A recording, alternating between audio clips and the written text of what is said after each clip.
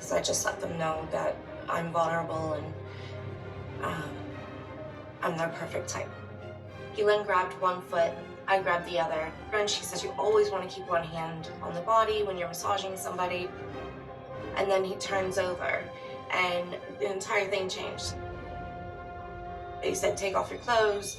I had these little girl undies on, like little hearts on them, I remember, and they were laughing at that because they like that. The younger you look, the better it is. It turned very sexual, and it was abuse straight away from both of them. I got paid $200 and the butler drove me home. They acted very normal about the situation. They tried to validate what had happened. From the outside perspective, you understand the grooming involved and what transpired in that room, paying her heftily for the work that had been done, making it seem like it was appropriate what had transpired, and then inviting her back again. The shame was immediate. I remember sitting at the bottom of my shower and crying my eyes out. I'd been on the streets and I thought, well, maybe this is the lesser of two evils. I had the promise of an education, and maybe this is just how the world works. If abuse is so prevalent in my life, maybe that's just what it is. That's just life. For individuals who've been sexually abused as a child, this confirms that they don't have any meaning beyond giving pleasure to somebody else. Of course, you'd expect them to go back, especially if there is even a glimmer of hope that maybe something good will come out of this. Because it's a really devastating feeling to be nothing.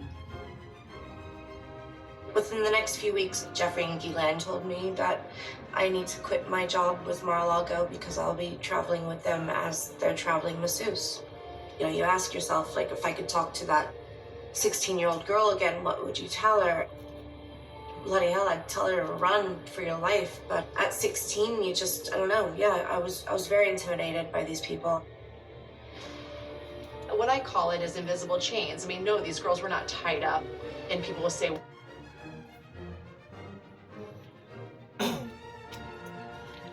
we'll go more into it.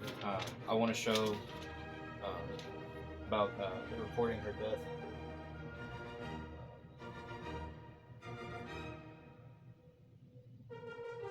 She got really messed up. She was in a car crash. A bus hit her, and she barely survived that. And then I think not long from that, they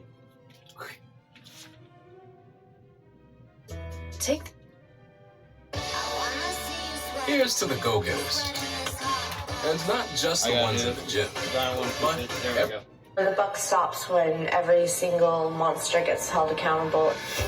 Jeffrey Epstein accuser Virginia Giuffre released from the hospital a week after saying she was on death's door. Virginia shared this photo from an Australian hospital bed on March 30th, saying she was hit by a school bus and was given only 4 more days to live. There are some conflicting details in this, aren't there? I feel like if she was in America, she would have at least for sure survived a little bit longer. The fact that she was in Australia, man, I feel like that's what really was just a really bad decision. That's just me, though. Yes, it's a bit confusing, Mary, because in her post online, Virginia Giuffre said that she's gone into kidney renal failure and is being transferred to a specialist urology hospital. A source now telling People Virginia's been released from the hospital, though her current condition is a mystery, as her family believes her injuries might not be the result of that crash after all.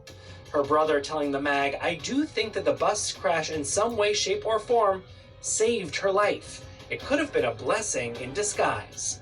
Because I just let them know that I'm vulnerable and I'm their perfect type.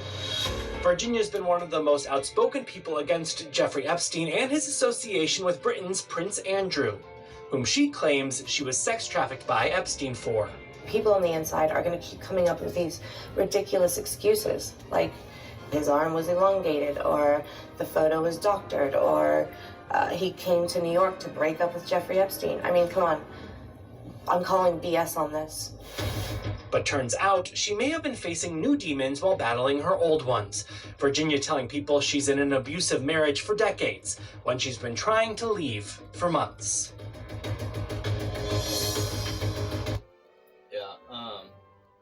and one of the reasons why, other than just the fact that it's Giuffre and I'm so sorry.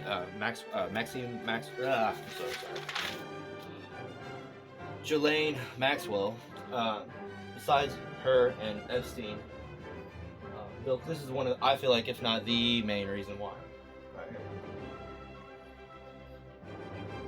Virginia Giuffre, known for her allegations against Jeffrey Epstein, recounted her first encounter with former President Bill Clinton in an interview prior to her death on April 25th. Giuffre claimed that Clinton participated in a 2002 getaway to Epstein's Orgy Island in the U.S. Virgin Islands with 2 young girls from New York. Giuffre, who alleged she became Epstein's sex slave at 17, described the lavish setting where group sex was commonplace. She recalled the night of their meeting, surrounded by guests, including Ghislaine Maxwell and a voluptuous bisexual slave who organized lesbian pageants for Epstein. Giuffre shared the dining table arrangement, stating, "Jeffrey was at the head of the table. Bill was at his left, and Ghislaine was at Bill's left." Noticing 2 young brunettes present, she commented, "I'd say they were no older than 17. I knew Bill was a sleaze dog." Giuffre later expressed her confusion to Epstein about Clinton's presence, to which Epstein merely remarked, "Well, he owes me a favor." Although Clinton's name was absent from Epstein's black book, flight logs revealed he took Epstein's private jet numerous times, despite Clinton claiming only 4 flights. Giuffre denied ever seeing Clinton engage in sexual acts but admitted to participating in group sex with Epstein, Prince Andrew, and others. On April 25th, Giuffre tragically died by suicide, weeks